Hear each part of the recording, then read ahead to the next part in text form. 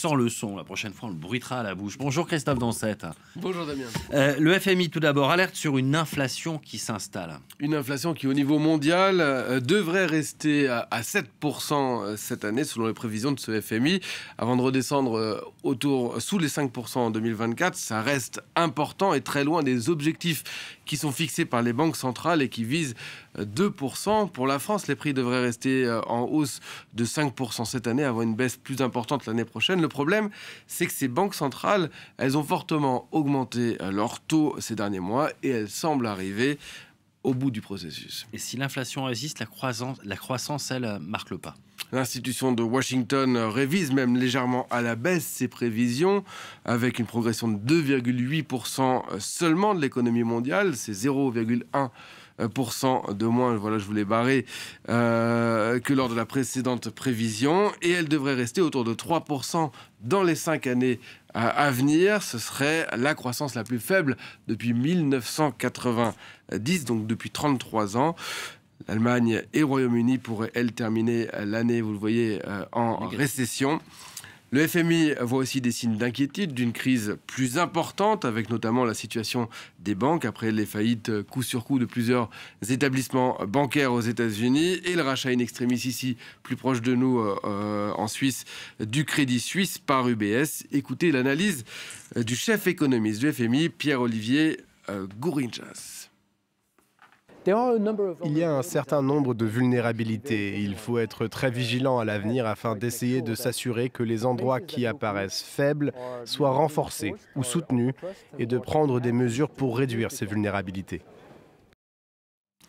Des vulnérabilités qu'on ne retrouve que partiellement sur les marchés. Ce matin, on sent en Asie qu'on attend les chiffres de l'inflation américaine, chiffres qui pourraient donner une indication sur la prochaine décision de la Réserve fédérale américaine concernant ces taux. Vous voyez, c'est plutôt du vert, même si Hong Kong recule de 0,6% environ. Mais hier à Paris, surtout, le CAC 40 a battu un record à plus de 7390 points en clôture, record en clôture. Hein. C'est une santé presque insolente, comme si rien ne pouvait arrêter l'indice parisien, ni la crise bancaire, ni la guerre en Ukraine qui se poursuit, ni les tensions autour de Taïwan, ni même la décision surprise il y a 10 jours de l'OPEP de réduire sa production de pétrole. Et dans ce contexte morose, comment est-ce qu'on explique cette poursuite de la hausse du CAC 40 ? Alors ça s'explique par d'abord les entreprises qui forment ce CAC 40. C'est les 40 plus grandes entreprises françaises cotées en bourse. Parmi elles, il y a Total Energy qui profite à fond de la remontée des cours du pétrole. Mais surtout, il y a nos champions du luxe, avec avant tout bien sûr avec LVMH, mais aussi Kering, la maison mère de Gucci ou de Saint-Laurent, Hermès ou encore L'Oréal.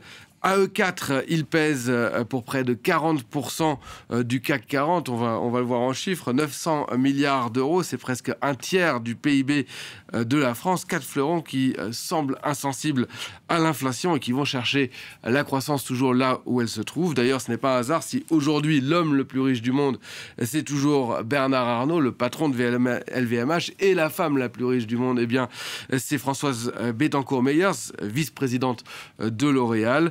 On retrouve aussi dans ce classement des 30 fortunes, les plus grosses fortunes mondiales, le patron de Kering, François Pinault, à la 27e place. Et donc ça, c'est pas un hasard.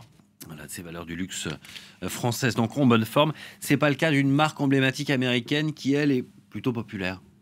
Cette marque, c'est Tupperware. Vous savez, c'est ces petits récipients pour conserver les repas qu'on a tous déjà utilisés. L'action Tupperware, c'est coté en bourse, s'est effondrée lundi avant de se reprendre légèrement hier. Mais depuis 10 ans, elle est passée de près de $100 à tout juste $1,30 en clôture hier. L'entreprise, qui semble avoir fait des choix assez mauvais, est au bord de la faillite avec une dette qui dépasse les 700 millions de dollars. Malgré une bouffée d'oxygène au moment de la pandémie de Covid-19, les personnes confinées s'étant remises à cuisiner et donc à conserver leurs plats. Le modèle de l'entreprise, qui reposait sur des ventes en réunion, qu'Hélène, la famille d'Hélène, elle m'en parlait, connaissait bien, semble dépassée. Elle parle plus à nos grands-parents qu'aux jeunes générations. Voilà, merci beaucoup Christophe. Dans cette pas qu'aux grands-parents, c'est surtout, voilà, moi ça me parlait pas trop, les réunions de famille autour du Tupperware. Mais écoutez, ça parle à Hélène Frade et ça tombe bien, c'est ce qu'Hélène Frade nous parle. C'est l'heure de la revue de presse.